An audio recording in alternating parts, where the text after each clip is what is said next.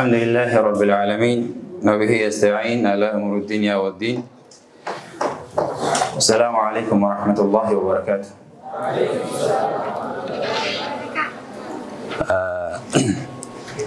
Sagantaan har'aa kan namte the way to adapt the fast changing world. Addunyaan tun hedduu jijjiiramaa jirti.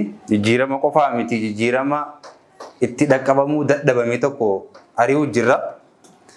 Akkamitti jijjiirama kana adapt goonaa takkaammoo akkamitti qaama wal godhannaa jechuudha. Akkasimi Maamad Siraajoo waan jiru afaan Oromoo yoo ni cabse akka tajwiidaan irra qaba beetani. Mujaddida afaan Oromoo Harargeeti. Walumaa galatti jechuudha. Nama ardiin Harargee bilqilchite keessaa eessoo tanaafuu baga nu dhufte jenna. Akkamitti qaama wal godhannaa? Namni gosa sadii jira. Jijjiirama wajji wal qabatee. Jijjiirama wajji wal qabatee namni gosa sadii. Inni dura warra jijjiiramni isaa miidhu. Jijjiiramni yoo kan dhufu ta'e warra miidhamu jechuudha.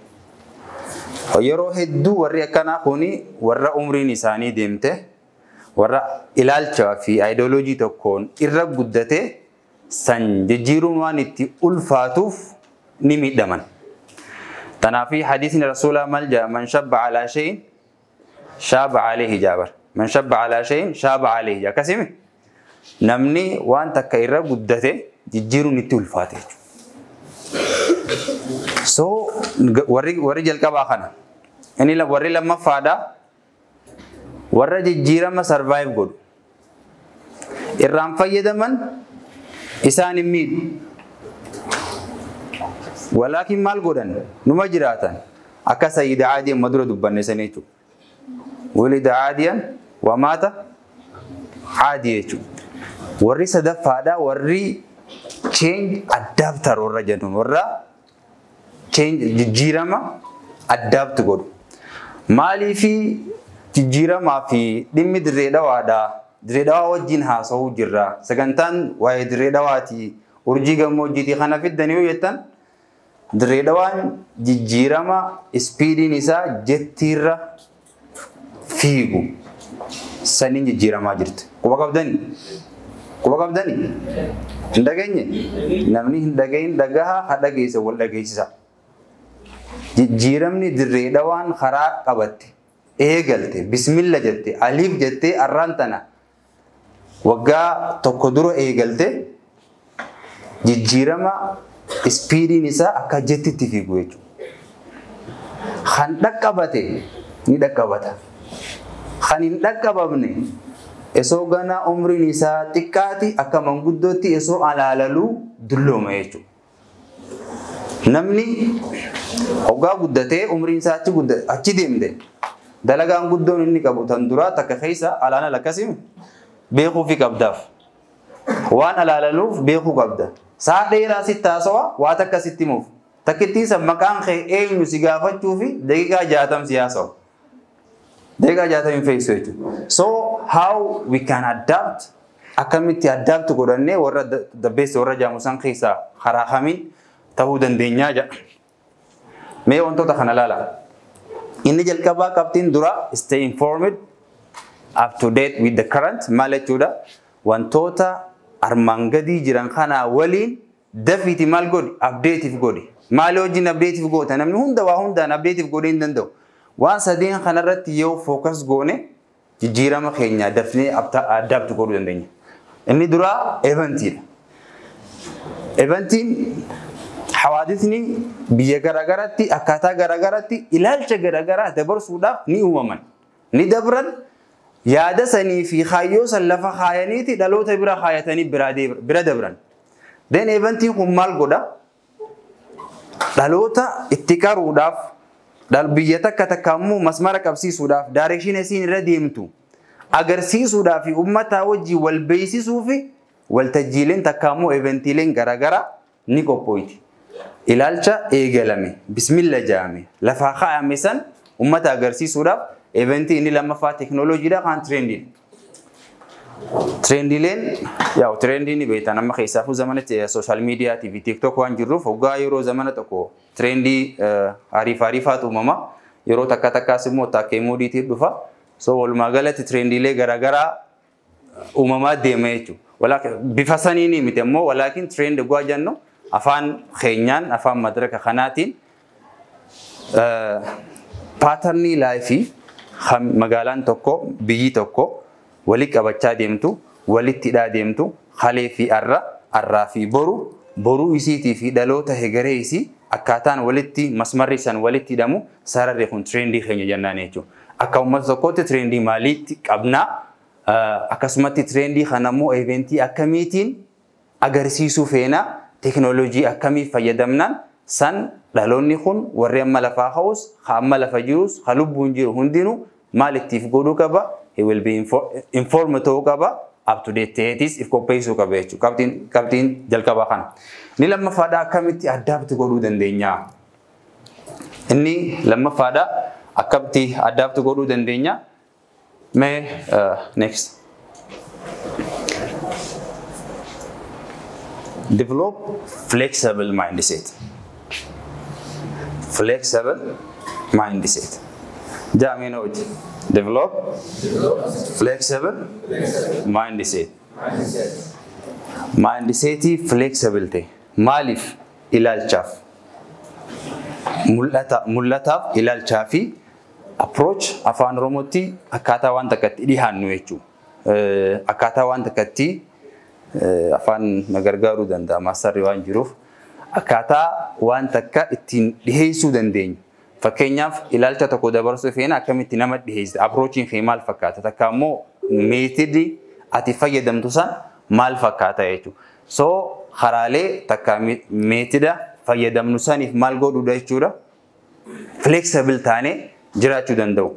Fakkeenyaaf arraan amata 20 yoo Dirreedawaa fudhattan akkamitti sagantaan islaamaa takka gaggeeffamti jettanii yoo halaaltan taatan maybe warri irra guddaan keessan hin jirtani warri jirtanis cuuceedha yoo beeytan takka ammoo yoo dhageessan gaafa waggaa dura bismillah jaamu muhadaraa masgiidarraa eegalame san dura ammoo xiqqishoo yoo achisiitan Oromiyaa fi wantoota kana keessatti daawaan nama bira gahuudhaaf wanni jalqaba du'aanni warri sila aqlii qabu eegale maqaa maaliitiin eegale ture maqaa ersi tsara ersi kebab ya ni yaadatanii tsara ersi kebab achi jalatti ersi ittisuudhaaf maqaa ja'uun kebabii kanaa jaaranii kebabii san jalatti waan takka takka ersi irraa akkamitti walirraa dhorkan saniis wal qaraasisaatuma jalatti maal waliif himan hadiisaa fi quraanaas waliif hima muhaadaraalee wal nama walii qabaa ergaa dabarfachaa deeman. San booda xiqqishoo ture hoggaa xiqqoo taa'ee booda namni bayyanachuu eegalee qaamni namaa hidhuu eegalee lakkoofsi namaa hidhuu eegale. Dirreedawaa irratti yoo fudhattan gaafa sheemin Ameerikaa irraa jalqaba achi dhaqee as deebi'u waan yaanni jalqaba muhaadaraalee ogaasa sanitti gaggeeffamuu fi haalota kana masgiidarraa gama ogaasa san achi dabarsuu ture. Osoo deemee ogaasa sanis dulloome akkasii amma gama hoteelaa dhufee jechuudha. Arra hoteelatti qophaa'u jira. Then arra namata kudhan takka ammoo amata shan booda hoteelli kun hin mijaa'u ta'uu mala. Then flexible taatee haala yeroo deemu wajjin bifa waan keessirraa hin miinetti hayyoon osoo hin jijjiiramne karaa dhibbaaf lafa kaayattee deemamuu akka danda'amu irratti maal godhuu qabda flexible ta'uu qabda perspektiivni keetiif akkasumattis aayidiyaan jechuudha. Inni wanni maal akkamitti goona then yeroo kee fudhadhu waan arraan ammaan tura dabarsite jireenya kee keessatti wantoota dabarsisan xiqqishoo walii qabiiti reflection takka ammoo evaluation isaa ifirratti fuudhee inni biraa maali waa takka jijjiiramuudhaaf calculated risk fudhadha. Calculated risk that means maal jechuudha beektan. Waliin jirra? Allahu Akbar. Marhaban. Calculated risk jechuun riskii fudhadhaa jaanii especially ani haasa'u motivation warra motivation kanatti namanu biyyoota faranjittis qofaa waan jiruuf jechuudha. Zamanoota amma warri boodarra jiru kun kufaa waan jiruuf almost just like akka dragatti sabamu jira waan tana warri kitaabolee haaraa barreessu jiran maaliif ammaan tana si dhufee bow si godhee si biraa deema den achi booda si quban qabu walis quban qabdan annini si quban qabu sanirra sagantaa trainingii kan namni yeroo dheeraatti wal arku deddeebitaniitti wal arkaniitu irra beestii dhaloota jaaruuf walakin akka motivation almost just like nama motivation ammalee sossoonee jira dalagaa saarratti meen tarjaamee bira kan motivate tarjaamee bira hayamee hoggaa fiigus fiigi hajawuni jira jechuudha dragatti sabamu jira yeroo ammaan tana mental waan draga soft drug jechuudha nama yoo namni isa cinaa jiraate malee yoo namni isa fiigi jeen yoo namni deeme yoo khay dalage takka waan akkana goone yoo namni jeen malee waa takka hin sossoonee jira so akka namni waa sittimu qaama godhattee hararaa godhattee yoo teesse waan isan draga sitta haa jechuudha calculate risk oggaa jennu yoo jijjiiramuu feete waan calculate godhame waan kana yoo dhaabe miidhaan akkana narra dhufuu ni malti yeroo hanga san immoo xiqqisho ciniinnadhee keessa dabre bakka kanatti hin deema inni jijjiirama jaame boru maal akka ta'u jijjiiramni soggaa jaamu al-intiqaal min shay ila shay hoggaa intiqaala gootu waan takkarraa gama waan biratti ila afdalil ahwaal jechuudha karaa irra caalatti jijjiirama goota jijjiiramni wanni ati irraa gootu kan jidduu kanatti dureeshinaa jira yeroolee jira yeroo kana keessatti riskiin ati fudhattu san yoo calculated hin taane yoo takka ammoo iftikko sammuu ta'e keessatti wanni akkanaa naqunnamuu mala jettee hin yaadin nama ati irra jaalattuutu dhufee waan ati jijjiirama jettee yaaddeen san khafiifa silaa xurii qeensa jala silaa deebisa hoggaa san irra mooraaliin si cabee gatteessa jechuudha walii galuu jirra then take calculated risk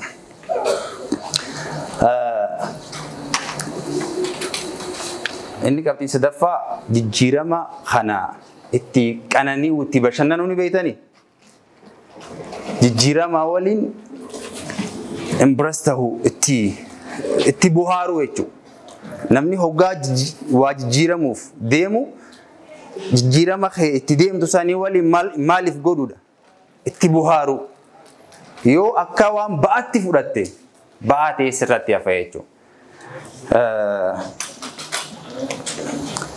gaafa tokko jaan seenaa feetanii idagama warri duba idagama ayye gurbaan tokko adami fi isin ilaalatu gurbaa tokkotu imama tikko walamzalamii qabu hagandaa waliin taane jechuudha ganda wajjin waliif hin galu esoo akkanatti gandaa wajjin osoo waliif hin galini khee ummanni amaanaa bira kaate amaanaa san xiqqoo shokaraa raameesse amaanaa akka callaa jechuudha karaa raameesse hoggaa kana tokko ol khee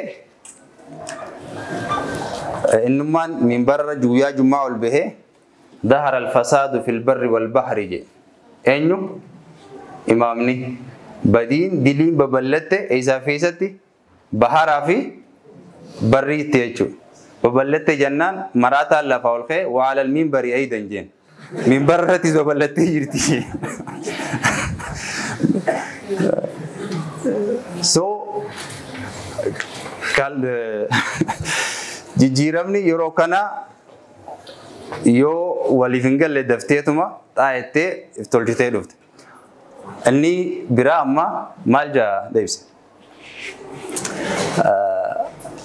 change adaptive fi change resist keessatti namoota lamaatu Charles Darwin ni beeytani it is not the strongest or the most intelligent who will survive namni akkaan sammuu faxinate takkaamoo akkaan abshaalate heetu sanii miti khamaal godhu kan namni irra waan ni godhu jechuudha survive godhuu kan danda'u kan waan takka ceesisuu danda'u isaa miti but malja those who can manage the best manage warra godhu jijjiirama kana warra hoogganuu dandeeheetu jiraachuu danda'a Charles Darwin hedduu yaada isaatti waliif hin galu takkichaa tana malee maaliif waliif hin galle seetan asirratti waan takkaan isinii kaasa. Charles Darwin jechuun warra tiyoorii ganda keenyatti gaagaa dur nuti ijoollee gaafa waa taphannu hoggaa saayinsiis karaa baayoloojii kanaas karaa tiyoorii Charles Darwin hoggaa dhageenye booda namni ganda keenyatti irra kijibaan maal jennaani awoo dhaabi kaasoo Darwin dhaabi jennaan. Maal jechuudha beektaa Darwin tiyooriin ilmi namaa jaldeessarraa dhufee keetu sani. Akka wanni san kijibatti haasawni kee maal jechuudha? Kijiba jechuudha. Charles Darwin Yahudaadha, nama Yahudaati. Boodarra nama qeesii ta'e. Walaakin waan takka uume ilmi namaa jaldeessarraa dhufee hoggaa jiru maaliifi takka qorattanii maaliif beetanii xiqqishoo if duuba deebi'aatii zamana Nabi Muusaa Rabbiin subhaanahu wa ta'ala ummata Beetal Maqdis sujuudaa seenaa jeen isaan maal godhaa seenan? Shorroqaa seenanii bar. Hudduu lafarra shorroqaa seenan.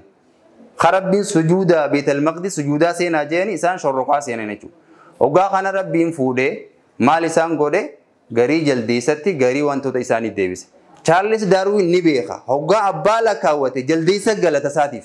Ani immoo jaldeessatti hin galu, ati jaldeessatti hin galtu. Inni deemee jaldeessa gala. Akka abbaasaa kophaa lakkaawwachuu itti ulfaateeti ilma namaa guutuu ilmi namaa jaldeessarraa dhufee nuun jee jechuudha. Kanaafuu nuti irraa hin qeeballu. Irraa ni qeeballaa? Isaa jaldeessa gala. Nuti jaldeessatti hin gallu. Aadami galla malee. Haasawaa biraa hedduu almost qabxiin inni biraa haasawaa hoggaa hunda tiyooriilee fidu hunda sarvaayivaal hojii wal qabsiisa. Sarvaayivaal jechuun sarvaayiv godhu hojii. Amma nama irra jabaas sarvaayivaalii hojii wal qabsiisa inni. Charles Darwin jechuudha. Maal seetan? Charles Darwin the fetus will survive namni uumaan ardii rabbii tana keessatti kan akkaan nama cafaquu danda'uutu jiraataa jira. Akkaan cafaqee nama mohateetu ardii tana maal godha? Hoogganaa. Tiyoorii isaa kana qabataniiti warri akka Mussolini warri akka Hitler amata dhibbata akka booda the fetus will survive namootan tiyoorii guyyaa inni tiyoorii kana develop godhe amata dhibbata akka yoo if duuba kana agamanaas dhuftan lola addunyaa takkaffaa lammaffaa harkattan jechuudha. Nama fixuun nama ajjeesuun sarvaayivaalaaf likkiidha. Tiyoorii waan biraa keessa haasawaa waan isaa biraa keessattis ilmi namaa maali uumamni kun kan rabbiin wal qixxeessuun kaan nyaatuun kaan ajjeesuuni. Fakkeenyaaf leenci inni maal kaasa? Leenci yoo re'ee fi waan bosona keessa jiru hin nyaanne jiraachuu hin danda'u. Kanaafuu jiraachuudhaaf maal godhuu qaba? Sarvaayiv godhuudhaaf maal godhuu qaba?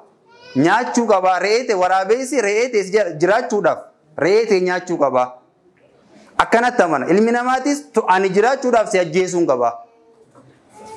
Takka si ajjeese takka ati immoo gabra naa taatee jiraachuu qaba. The fetus will survive warra jiru. Walaakin hatta even change adapter illee isarrallee yaada kana kaasuu waan fedheefin isa fide namni irra jaba irra faxina irra abshaala jaamu nama survive godhu jira. Warra survive godhu osoo hin ta'in warra adapt godhee jijjiirama san manage godhuu dandeheetu maali adapt godhatee fudhachuu dandeheetu irra bareedaadha. Warri resistance keessa immoo Peter Senge beekanii irra guddaan keessan jee yaada. Ilmi namaa jijjiirama ifiif jijjiiramuu isaanii jaalata.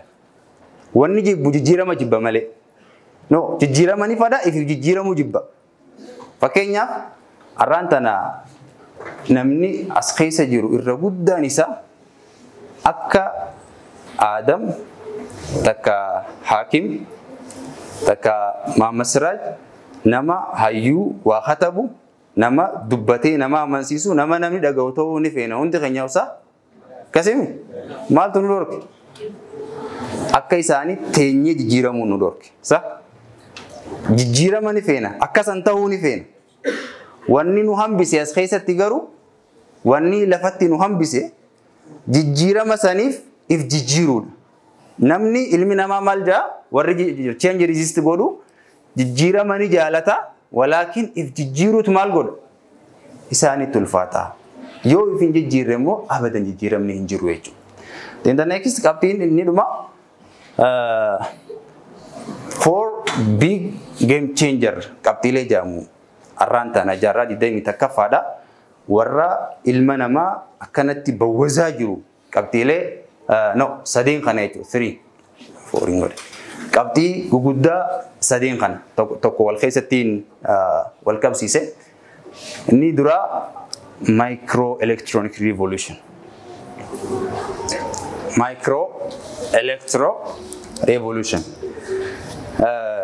waan tokkoon isin himame gurbaa tokkootu Masrii keessatti biyya Masrii tana dalagaan isaa dalagaa shamarran wali qabee warra maallaqa qabuuf geessuudha. Dalagaa haraamaa jechuudha. Hoggaa kana guyyaa takka isaa taaksii qabatee karaa deemu jiru shamarran abbaan lama kararra dhaabbatanii nu dhaabii jaanii shufeeran. Kana shufeerri isaaniif achi siqee dhaabeef. Hoggaa kana maal jee lakkii deemi anaa guutuu kafalaa deemii jeen. Gurbaan ni beekan shufeertichi. Gurbaan kun shamarran wali qabeeti warra maallaqa isaa kafaluuf geesse. Rifatee har'a akkamitti duraan ganda keessa deddeemee shamarran aloolaa. Har'a akkamitti sanuu waan ni barbaadu arkee akkamitti bira dabreen gaaffii ta'eeti gaafate. Sanii gurbaan sila fasaadaan beekamu kun maal jee beeytanii? Shamarran lamaan kun ganda afiifa haadhaa fi abbaa kabajaa qaburraa dhalatanii kabajaan guddatanii. Ana bira taaksii keessa hoggaa na bira taa'u yoo namni isaan arke waan ani dalagu tanaan isaan shakkaa je.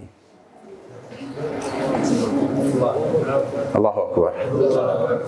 Tanaafiin lubbuuti yallee yoon balleesse ilmi namaa balleessuu hin faduu je.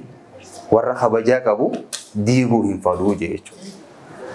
Yeroo har'aan tanaa wanni alama balleessaa jiru takkamuu jijjiirama gama negatiifaa oofaa jiru keessa microchips ni beekanaaf fakkaata. Waan har'aan tana controversial addunyaarra guddaa ta'ee jiru ilma namaa single mobile kanaan addunyaa tana guutuu to'achuudhaaf microchipsiin haaseenumoo gaafiin haasawaa controversial ta'ee jiru keessa inni dura kana waan micro electronic revolution keessa qabxiilee guddaa 5 jira lama keessa dubbaddu. Controversial garuu irra guddaan isaanii. Inni dura maali? Robotii fi artificial intelligence wajjin waan wal qabatu. Artificial intelligence har'aan tana robotiin waan dalagaan ilmi namaa dalagu hunda dalagaa jira. Akkasimi dalagaa ilmi namaa dalagu hunda dalagaa jira. Robotiin beeytanii mee warri beeytan mataa lola? Warri beeyne isaa harka lola.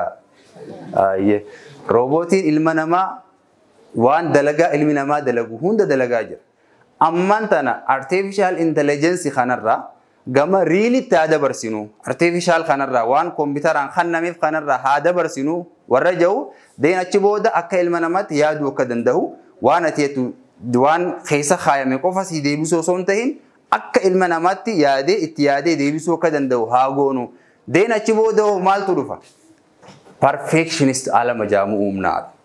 Waggaa 2050tti alama roboota kilaba tokko kan if danda'e waancaa addunyaa irratti Biraazilii fi maybe gaafa san Itoophiyaanis dabartiinsaa Itoophiyaa fa'aa wajjin warra taphatu humnaa jaanii deemu jiran jechuudha.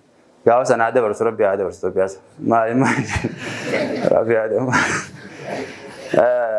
Warra kana humnaa jaanii deemu jiran. Akka nama yaadee nama narraa fuudhuu jira itti dhufee shawwadee nama isaa barbaadee kannee akkana ka taphatu jechuudha. Ilma namaatii wajjin walqixa kan fiigu walqixa kan taphatu. Olmos ammaan kana kan daqiiqaa takkatti meetira hanga takka deddeemu ni jira. Dorgommiin akkasii ni jirti. Olmos anillee hin hirmaaddeen jira. Ammoo waggaa 2050tti kana uumnaadha. Inni kanuma wajjin wal qabatee wanni jiru maali? Akka ilma namaatti yaadu yoo kan danda'u taate wanni kun kijiba takka hin qeebalu. Then how to create the perfect world uumnaadha. Kijiba soo tanaaf mana keessatti ilmoo teetitti yoo kijibde shuutti godha jechuudha. Sijjeessa. Tanaafuu ilmi namaa kijibarraa qulqullaa'uu hin danda'uuti waan harka isaatiin uumameen lafarraa baduu deema maal haa taanu hin barbaachisu. warra jiru jira. Lakkii ilmi namaa kijibaan heddummaatee jira. Hoggaanni kijibee fi waan badii dalagee fi waan hunda isa galaagalu ardii irraa isa gaggeessu tokko uumneeti caalama warri dhugaa qoftiin jiraatu uumuu qabnaa warra jee dorgomuu jira. Then revolutiona microelectronics keessaa tokko jechuudha bira. Kun ammaan tana addunyaa kallaqaa jiru. So artificial intelligence keessa ni beektan mootummoonni addunyaa keessa jiru arraan tana irra guddaan biyya keenya ጠቅላይ ሚኒስትር Abiyyi irraa eegala irra guddaan fookasiin isaanii maali? Nageenyaa fi waa hundaafis artificial intelligence dha jechuudha. Institution artificial intelligence dha. Ni beektan fakkaata miidiyaa waan dhageessaniif institution artificial intelligence babal'isuu biyya keessatti. Direedawaanis institution akkasii yeroo gabaabaatti ijaaruuf deemti. So wanni kun bakka ta'anii waan direedawaa keessatti mobaayila takkaan to'achu. Inni biraa microchips hajaan kan dhageessan maybe kan qeensan as jalatti namaa godhamu yoo san qeebalte maybe warri biyya alaarraa dhuftan likkib beeytanii adeemsi kee biizinasni kee hundinuu sani wajjin waa wal qabatuuf ni eega.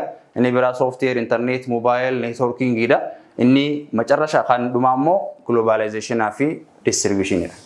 Globalization ni hangam takka addunyaa jijjiiraa jira takka immoo waani tokko keessatti ganda tokko keessa waliin maxxansaa jira. Namni manufacturing ganda tokkoof raabsaa ture addunyaadhaaf akka raabsuu danda'utti akkamitti irratti dalagamaa jira hundi keessanuu maybe quba qabdanii. So aalamni eegaas ga'e direedawaan eega kanaaf qophooyti. Nuti hoo maal ta'uu qabna? Teenyeetuma dhaggeeffannee haasoo mimmi'aamaa fi tottolaa nashaata dhaggeeffannee gallamoo deen jijjiirama san if jijjiirree aalama jijjiiramaa deemu kanaaf qophooyne if eenaan gaafii qiyya waan dhaggeeffattaniif galatooma. Wassalaamu alaikum warahmatullahi wabarakatuh.